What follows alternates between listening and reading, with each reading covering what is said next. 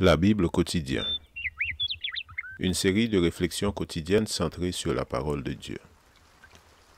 Que ce livre de la loi ne s'éloigne point de ta bouche. Médite-le jour et nuit pour agir fidèlement selon tout ce qui y est écrit. Car c'est alors que tu auras du succès dans tes entreprises. C'est alors que tu réussiras. Josué chapitre 1, verset 8. Aujourd'hui, le 10 octobre, la vision céleste. En conséquence, roi Agrippa, je n'ai pas désobéi à la vision céleste. Actes chapitre 26, verset 19. La vision céleste était celle qu'il avait reçue sur le chemin de Damas et dans la rue appelée la droite. Il avait vu le Seigneur et entendu des lèvres du messager désigné la charge que lui confiait Dieu. « Va, insista le Seigneur, car cet homme est pour moi un instrument de choix, afin de porter mon nom devant les nations et les rois et devant les fils d'Israël. Et je lui montrerai combien il faudra qu'il souffre pour mon nom. » Actes chapitre 9, versets 15 et 16. 3 jours après la vision, il recouvra la vue et peu après, il se mit à prêcher Jésus dans les synagogues en disant que c'était le Fils de Dieu. Acte 9, verset 20. Pourquoi obéit-il immédiatement à cet ordre? Pourquoi cette vision lui laissa-t-elle une si vive impression? Avait-il naturellement une prédisposition à l'obéissance?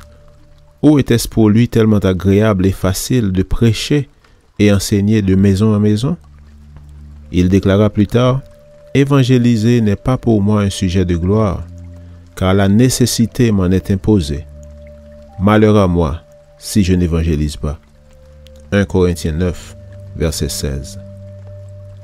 Il prêchait uniquement parce qu'il sentait que Dieu l'avait investi d'une mission des plus sérieuses et solennelles qu'il avait le devoir de mener à bien en toutes circonstances.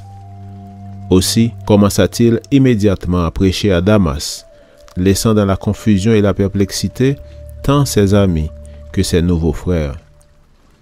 Après un temps assez long, les Juifs se concertèrent pour le faire mourir, selon Actes chapitre 9, verset 23, car Paul se fortifiait intérieurement de plus en plus, selon le verset 22, et réussissait à les persuader tous que Jésus était le Messie.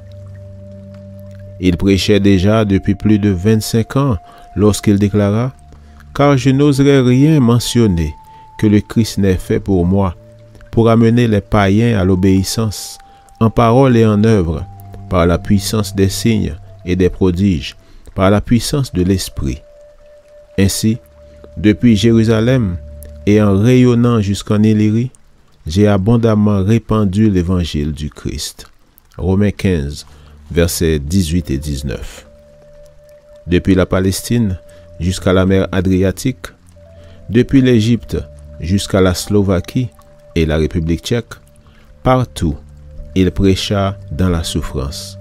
Et c'est avec raison qu'il déclara au roi Agrippa, « Je n'ai pas désobéi à la vision céleste. » Ce qui nous fait probablement défaut aujourd'hui, c'est ce que Paul a fait abondamment, souffrir pour le Christ. Amen.